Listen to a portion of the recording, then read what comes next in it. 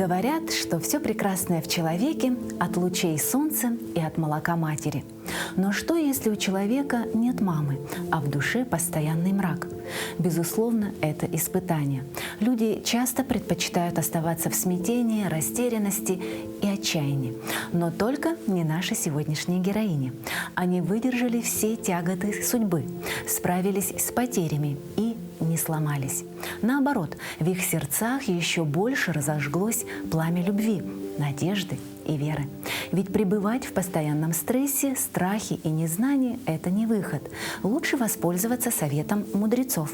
Уверенно прыгать со скалы, отращивая крылья прямо на лету.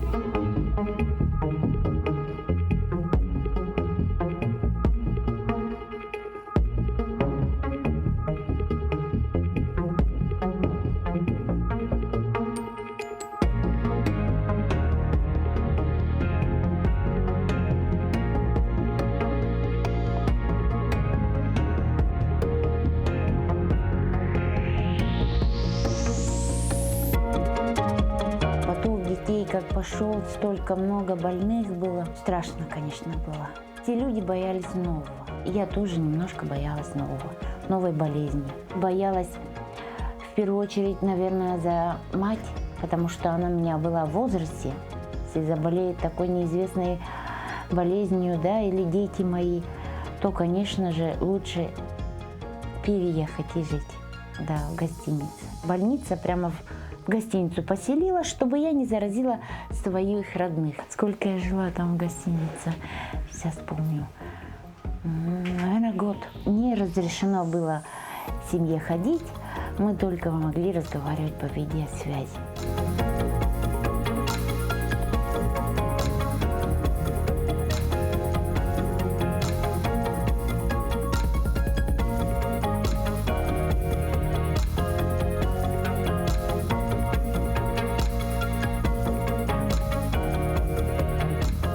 Благодарна нашему главному врачу, да, что так быстро переоборудовали, так быстро все слаженно все сработали. И когда еще старшей медсестрой работала Потапова Сахая Васильевна у нас, она, знаете, всех очень поддерживала, кто начал работу в ковиде.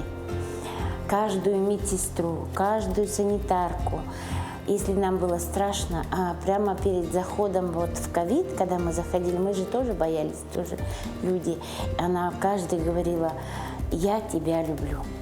Да. И прям, знаете, с такой вот этой, то, что мы нужны кому-то, то, что кто-то за нас заботится, кто-то о нас думает, о нашем здоровье, о нашей защите, да. 6 часов не снимая, мы ходили в комбинезонах и, значит, лечили маленьких пациентов. Но они, наверное, боялись, что такие инопланетяне приходят к ним. Да.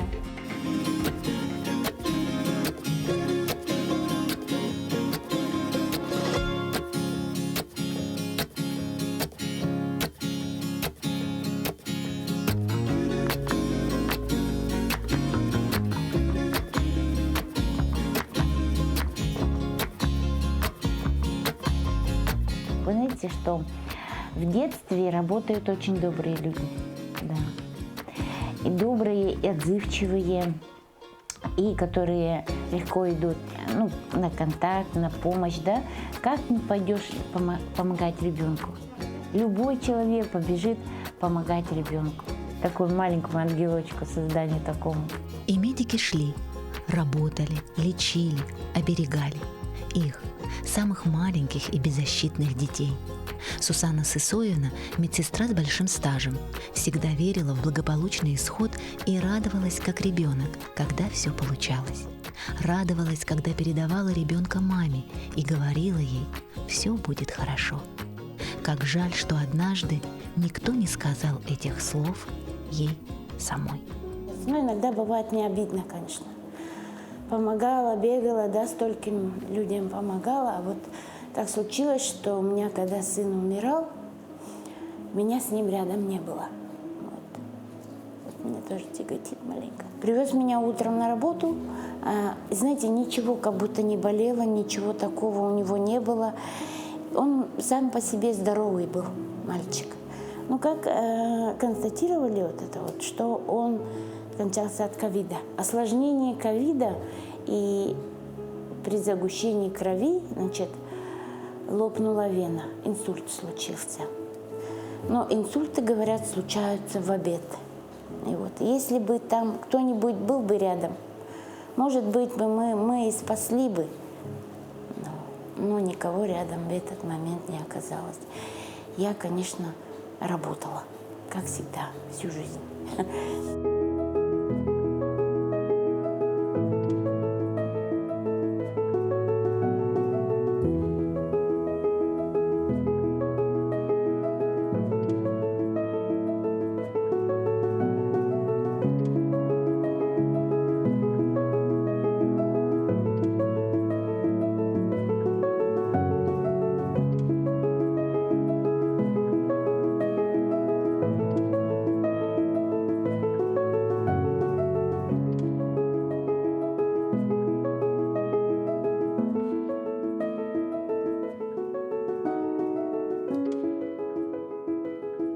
От сына Олега, да, у меня остался внучок. Знаете, вот.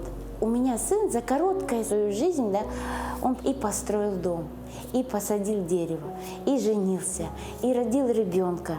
Он был такой подвижный, такой, как жизнь, так любил, у него прям энергия эта плескалась. Он мать свою так любил, боготворил меня прям. И от него, конечно, мне достался внучок, полная копия папы, знаете, и я на него смотрю, и мне кажется, что Господь дал мне шанс, второй шанс воспитать своего внука, дал мне как будто бы сына, да. И внука, и сына, да, я просто вижу в нем своего сына. Каждый жест, мимика, движение, все напоминает мне о сыне. И знаете, тоже все равно я думаю, что Господь велик, потому что Он дал мне сына, чтобы я воспитала его заново. Вера в Бога помогла нашей героине пережить материнское горе. В такие моменты человек начинает искать пути облегчения, чтобы снять груз обрушенных на него несчастий. Как правило, его искания начинаются с доверия к тем, кто уже имеет в нем соответствующий опыт и знания. Моя мама, она человек очень верующий. В церковь ходит, нас всех покрестила, и я детей своих всех покрестила. Да? Она в основном в меня вкладывала то, что нужно верить в Бога, да? Ходить под верой, всегда говорить правду, никогда не врать. Помню, что я носила галстук, пионерский галстук, а под ним у меня крестик был. Да. А сама мама у меня тоже была партийная. Она была депутатом, но она тоже под этим носила крестик всегда. И вкладывала вот она в нас вот эту веру, надежду, наверное, любовь вкладывала всех в нас, детей своих. Зинаиду Федоровну, маму нашей героини, привело к вере непраздное любопытство. Трудное и голодное детство сформировало в ней характер, выработало некий алгоритм действий. Словом, у нее с Богом своя история знакомства. Моя мать умерла, когда я совсем маленькая была. Во время войны люди часто болели туберкулезом, и она туберкулезом заболела. А потом меня не допускала она, что оберегала, что я заболею тоже туберкулезом. Поэтому я почти не помню. Я стучалась. А на комнате лежала, закрывшись. А потом плакала.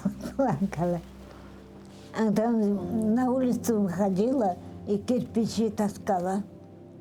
Чтобы она меня пускала, я смотрела ее. Она и так не пускала. Я сейчас до сих пор не знаю, как мать моя выглядит. Она так оберегала меня этой болезни. Но я все равно, когда выросла, заболела, а потом даже сказали, Ну, тогда мы и рентген снимали, вот, рисунок давали. Снимки рисованные. Сколько у тебя болячка там или что-то там. Ну, точки больные какие-то. А у меня так весь нарисованный было. Просто ни одного места не было этого чистого. А я, конечно, потом плакала, все равно. Плакала, потом встала, думала, вот скоро умру, еще мне. И этот мачеха тоже не пускала за столом вместе сидеть. И я тоже отошла. Я потом стала уходить летом, когда настанет тепло, я уходила на реку, купалась. Вот до того купалась, что губы синие, до того синие стали, так замерзла.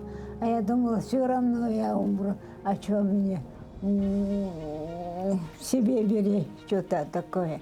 И я зарывалась песками. Так, а потом согревалась я каждый год. Так проходила, так я купалась прямо до вечера, до ночи даже, можно сказать. И меня никто не искал, потому что матери нет, ничего нет. Мачеха, ей какой дел, не до меня бы. И я вот это, ягоды собирала, когда бы в школу пошла, первый класс, собирала ягоды и сдала это ягоды, это я купила себе платье. Ну, тогда школьной формы не было, я какой-то цветастое фланеловый материал купила, и платье шили. И вот так. И даже сумки не было. У меня материала вам сумка шили. Я вот и материалом в сумках в школу таскала. Я в каком-то 6-7 классе меня отправили потом дяде Валек в Москве. И там чужим тоже воспитывалась. А потом меня обратно домой отправили. А потом стала учиться в школе. Опять стали мне снимать все прочее. Без конца и края что-то стали снимать. Один прекрасный день сказал, что я выздоровела. Все легкие там, ничего не было. Там болячка царапанные вот эти. И я удивилась. Я думаю, потом купалась, наверное, до синевы, и я все болезни там вытряхивала, короче. Выздоровела, и Богу стала верить. А то, ну, конечно, голодала и все прочее. Пароходы приезжали, и они продукты таскали под брезентами. И ему стали дети воровать все. Если попадалось банки, то не могли открывать.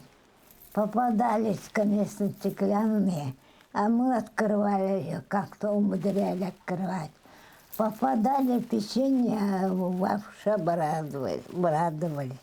И все зарывали песка. Ой, горе одно. Без мамы жить одна горе. Ну, поделаешь, Бог, наверное, меня все-таки оберегал. Я потом выросла немножко, 8 классов окончила и стала учиться на продавца. Сама себя поехала, сама себя обеспечила. И там на продавца училась. Потом обратно переехала и стала работать на буфете. А потом меня какой-то парень посмотрел, ну, выследил, говорит, полюбил тебя врач. Я серьезная была, потому что одна, все одна, кругом одна. А потом женщина стала, что дети пошли. Ее уложили в больницу и опять стали снимать. И рентген, который снимает, говорит, у тебя это не туберкулез, а бруцеллез у тебя был. Говорит. Такие прямо болячки глубокие, зажили. Я удивилась до того и до сих пор удивляюсь, когда снимаю и всегда вспоминаю вот это. Не знаю, как я выздоровела и как я 5 детей родила. Вот так и пошло. А потом дети стали, пошли из всех. Оберегать стала, конечно. Я помнила всегда вот это, как я больная была, как я стала умирать, собиралась умирать и все прочее. И детей как царапает цели, что ли, болячки.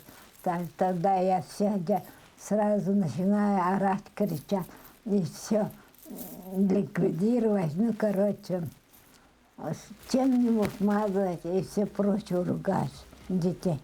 Внуки пошли, и внуков тоже до сих пор оберегаю. И всегда вспоминаю про маму. Несмотря на то, что у моей мамы было трудное детство, она росла без матери, в своей жизни такая очень своим детям чуткая и добрая. Она старалась все в нас вложить, много чего, что она знает в жизни в этой, что она повидала, чему она научилась, все это она вкладывала все-таки в нас. Я помню, что мы жили от зарплаты до зарплаты. Мы жили, мама моя считала денежки, именно до следующей зарплаты, чтобы хватило, она вот даже делила. Я помню момент с детства, что мама моя, она говорила, когда я была маленькая, она говорила, что она не любит фрукты. И знаете, вот что у нас были фрукты, какие мандарины, яблоки и всякие вкусности. Она говорила, я не ем сладкого, я не ем сладкого. И все давала нам. Я с удовольствием все это, конечно, лопала. Когда я выросла, я удивилась, что она ест сладости. Вот это вот меня удивило тем, что она просто хотела, чтобы съедали сладости мы. Поэтому она как бы не любила. А сейчас она ест с удовольствием сладости. Во что бы то ни стало, она хотела поднять своих детей и кормить их сладостями. Очень много моя мама в жизни трудилась. Она работала у меня ветеринаром-ассиминатором. К ней на работу я постоянно ходила. Она и доила. Доярочка была, да? Телят кормила. Телята поранятся где-нибудь, вот колючую проволоку там или что. И она это тоже обрабатывала, ставила ему кольчики. На нее смотря, мне тоже хотелось лечить, вот, помогать. Телят она вот, когда она их насухо вытирала после рождения, и под лампу их в теплое место, в ящичек такой специальный там сооружали. Это было совхозный хатон, большой такой. И специально для телят там были такие лежанки у каждого, ящик такой. И когда к ней в кабинет заходишь, там в хатоне у нее был специальный кабинет, как бы ветеринара, там лежали очень много всяких инструментов. Там были и колбочки, и пробирки, и микроскопы, и пинцеты. И я очень любила ходить туда, смотреть. И подглядывала постоянно, что есть. И было очень интересно. А самое интересное, там посередине стоял бидон такой, знаете, бидон такой большой. И когда его открывают, шел оттуда холод. Это мама говорила, что это азот. Азот, значит, и мне очень хотелось потрогать. Ни в коем случае она мне не давала его трогать. Она говорила, палец замерзнет и оторвется. Коней очень любила, разводила, у нее коровы были. Да, много коров у нее было. Мы сами, помню, кормили, водили их в прорубь. Чего только у нас не было. И куры, и свиньи, и коты, да, можно сказать, это все очень хорошее детство было. Потому что у нас было много братьев, сестер, и мы все друг друга поддерживали. Кто-то, значит, лед заносит, кто-то дрова, кто-то пол моет, да, ну так вот все совместно все делали. Нас вообще в семье много, да. 3 братьев, 2 сестры. Получается, мама очень богатая женщина, у нее столько детей, столько внуков и очень много, не посчитать правнуков сколько. Мама, получается, сама с Верхнего Вилюйска, а папа намский, село Идейцы. Он у меня всю жизнь проработал конюхом. Так уж получилось, что родители Сусанны расстались. Мама с 5 детьми осталась одна. К счастью, это нисколько не отразилось на детях. Мы жили очень хорошо, было тепло, сытно, уютно. Возле мамы всегда тепло.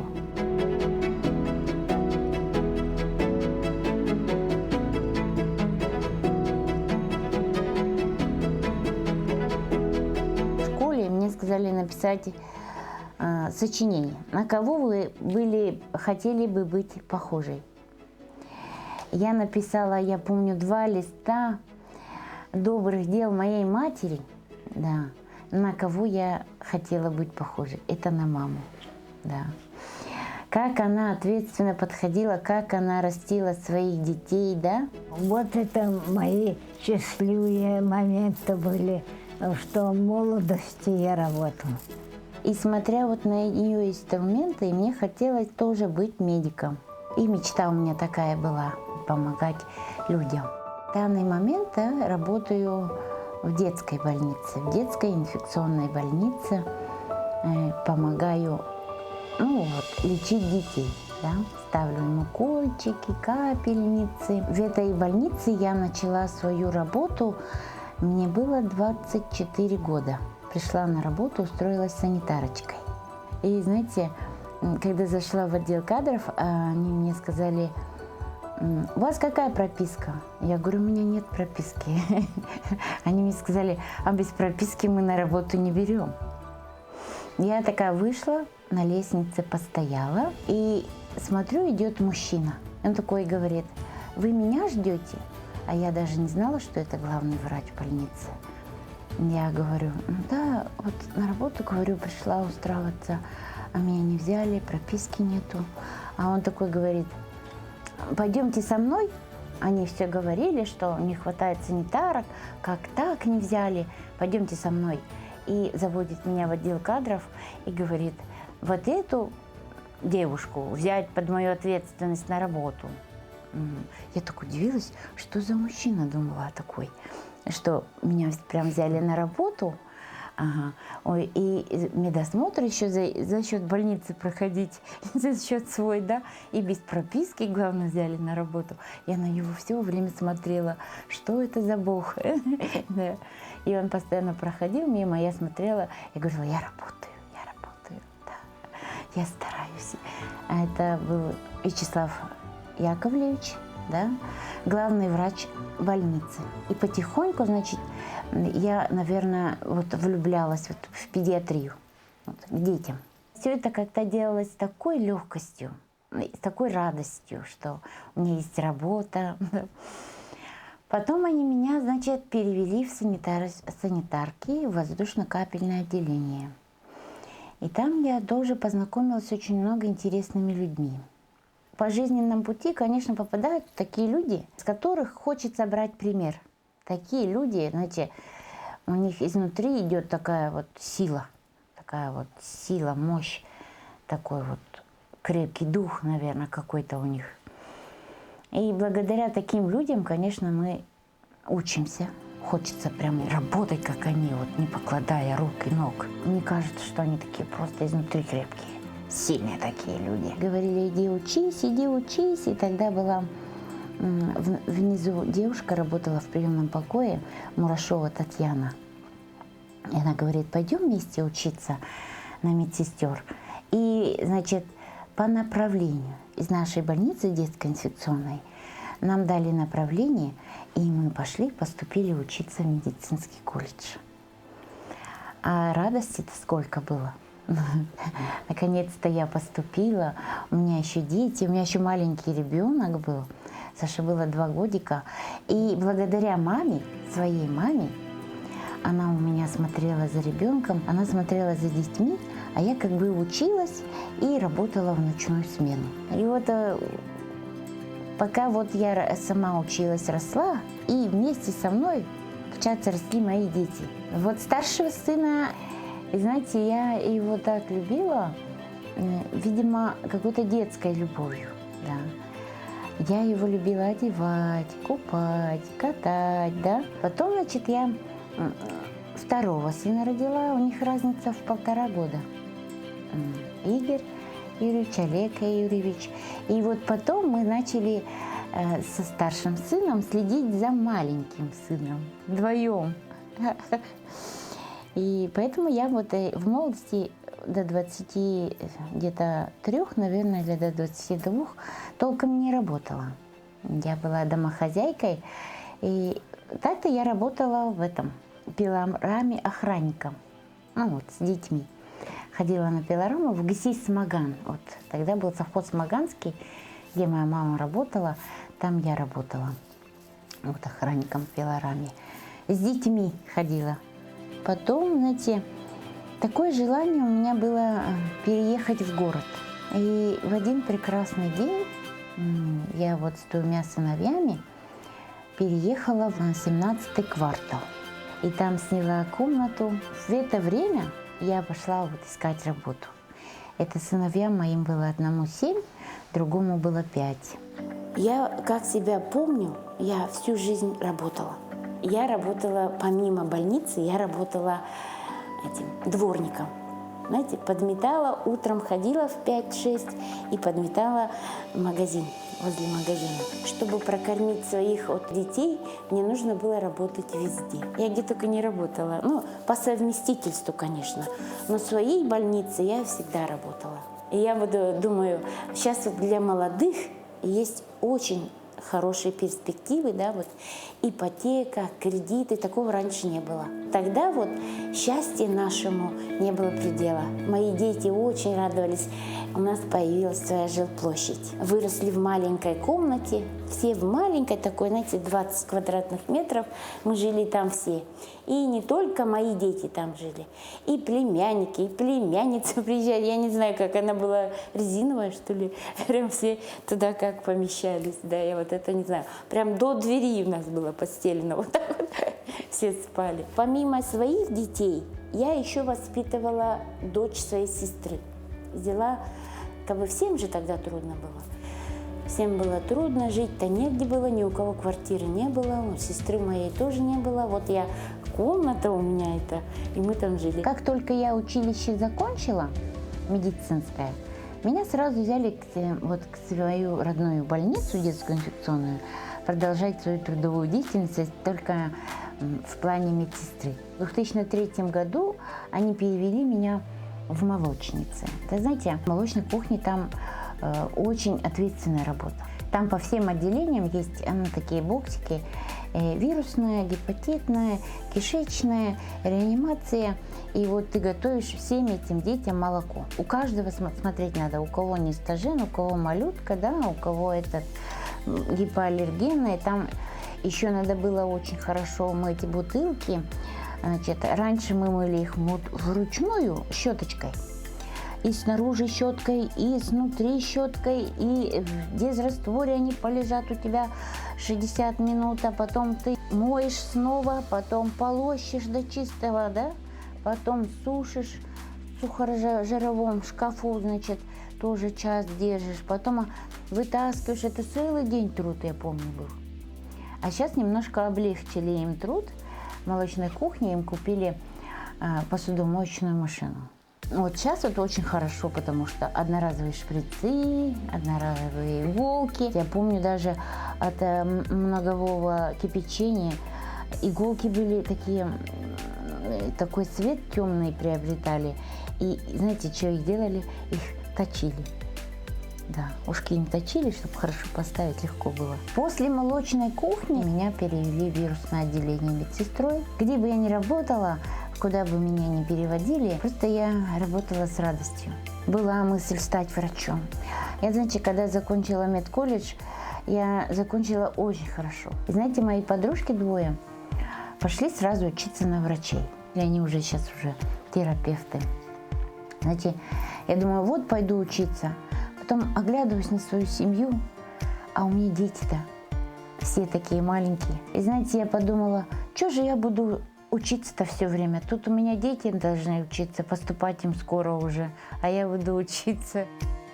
Сделав выбор в пользу детей, Сусанна Сысоевна нисколько об этом не пожалела.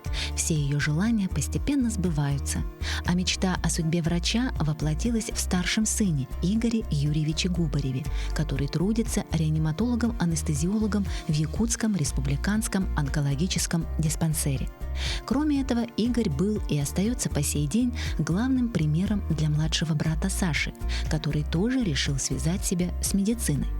Так, после возвращения из армии Александр устраивается санитаром в детскую инфекционную больницу и одновременно поступает в медицинский колледж, правда, пока на платное отделение. Тогда мы поступили платно, мы заплатили очень большую сумму денег за то, что и мне это очень на душе было плохо, и при этом сам хотел как-то справиться, сам подняться, сам зарабатывать. И здесь я начал очень плодотворно учиться, и мне пришлось забросить работу. Я увольняюсь по собственному желанию, и здесь все же в колледже я начинаю. Первый раз у меня по всем предметам отлично стоит. Я понимаю, что это мое, я начал очень хорошо понимать, это очень легко. И вот я перешел на второй курс, и здесь я узнаю очень хорошую информацию, что меня переводят на бюджет, потому что я очень хорошо учусь и активист. Сейчас я очень рад, я сразу же прибежал к маме и рассказываю такую хорошую, добрую новость. И она очень гордится мной сейчас. В будущем, конечно, я врачом хочу быть, я уже подумал. В ходе своей работы я посмотрел на работу очень многих хирургов, травматологов, ортопедов. И все же мне очень понравилась работа нейрохирурга.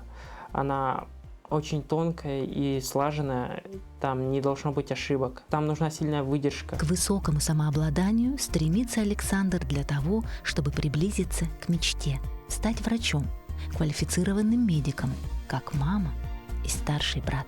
Меня всегда мама учила быть добрым, никогда ни на кого не обижаться, что начинать быть добродушным, всем желать доброго, и это вернется тебе в 5 раз бумерангом. Я всегда работал ответственно, никогда не отлынивал, подражал своему старшему брату во всех его делах. Он меня научил всему. С детства подходил к нему, когда он учился, я смотрел на его почерк, пытался запомнить. Я, смотря на него, очень хорошо начал понимать суть уроков.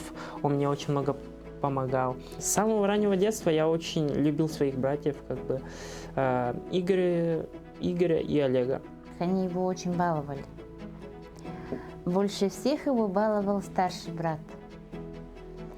Куда бы он ни пошел, он брал его с собой. Будь это даже магазин. Удивительно, я растила мальчиков, да, у меня 3 сыновей, и они у меня все, знаете, убираются дома, готовят кушать, да, помогают, даже могут и постираться, и брат. А обычно же говорят, мужчина, он так не готовит, а мужчина это... А у меня мужчины, они делают все. Наоборот, мужчина становится готовить жене завтрак, да? Приготовил жене завтрак. Представляете?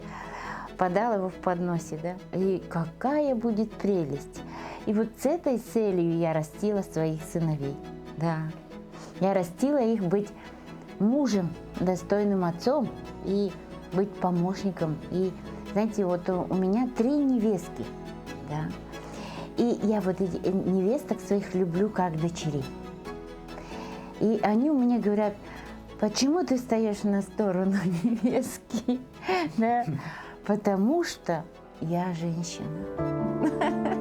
Сусанна Сысоевна – женщина с большой буквы, настоящая мать, прекрасная жена и профессионал, бескорыстно преданный своему делу человек.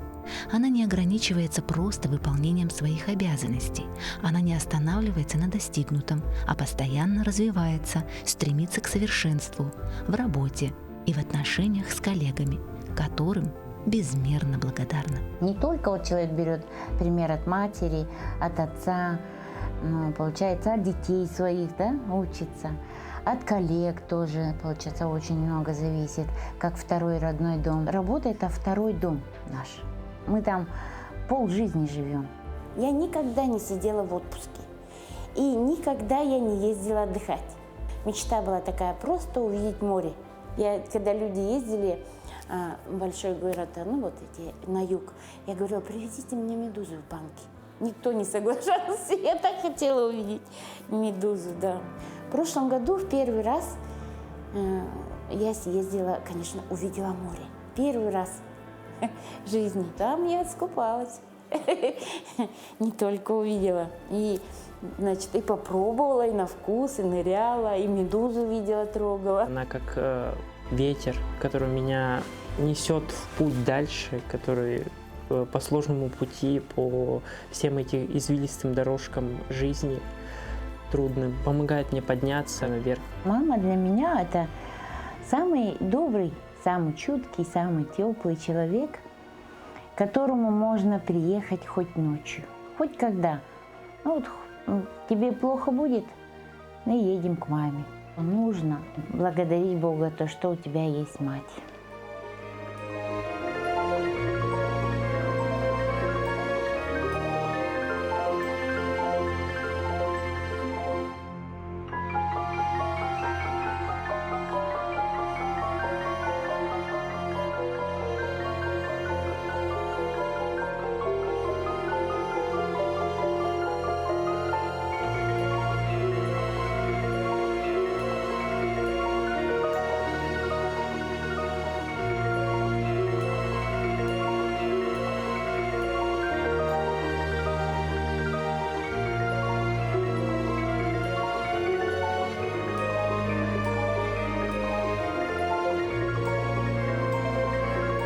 Быть благодарными – это то, что лучше всего умеют наши сегодняшние героини. Обе они признательны своей семье, своим коллегам, Богу и даже судьбе, такой суровой и порой несправедливой. В этом их сила, сила любви и великодушия. А материнская любовь, она всегда рядом, словно ангел-хранитель, оберегает и всегда шепчет на ухо, что все будет хорошо. Ну а если вы не верите в ангелов, просто посмотрите в глаза своей мамы.